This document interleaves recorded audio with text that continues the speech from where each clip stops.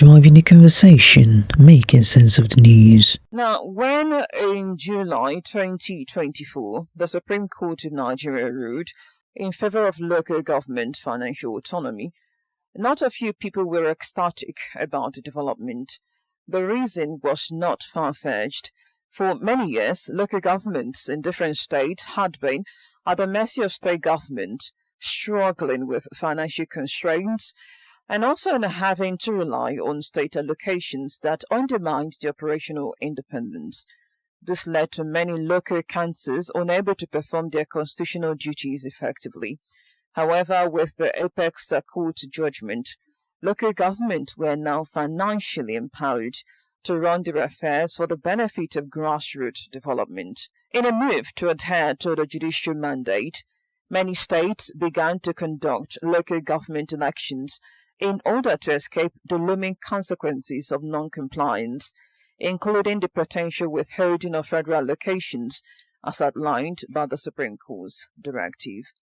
As we approached the October deadline given by the Supreme Court for the completion of this pause, and in anticipation of federal government sledgehammer on the 14 states, news emerged from the Anambra State Assembly that a bill to create a state joint local government account had been passed.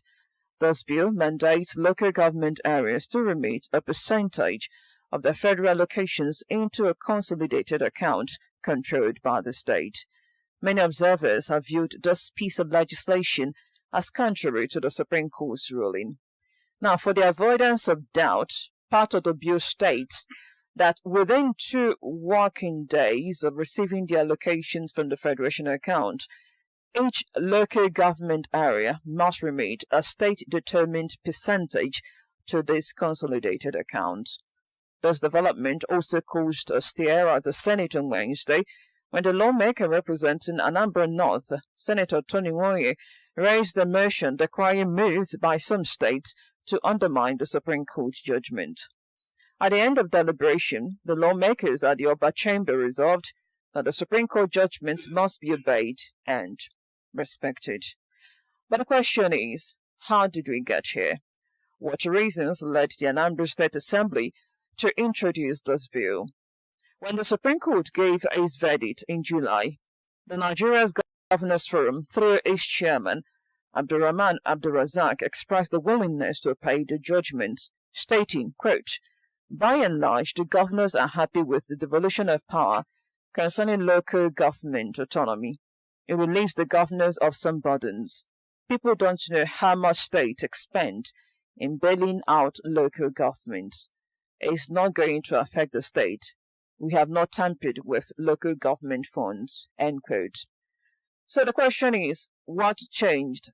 Is the bill by the Anambra State Assembly still in tandem with the Supreme Court judgment or even the Constitution? Or is it a departure from both? Will this move curtail local government autonomy or provide a facet of compliance while undermining the Supreme Court's ruling? Will the federal government live up to its commitment to deny defaulted states funds? What are the plans of other states regarding local government autonomy? And what is the future of local government financial autonomy in Nigeria? On our discussion segment today, we will look into these questions and wade through the possible implications of the Anambra Local Government Administration Bill on the future of local government autonomy in Nigeria. My name is Njideka. Driving the conversation, making sense of the news.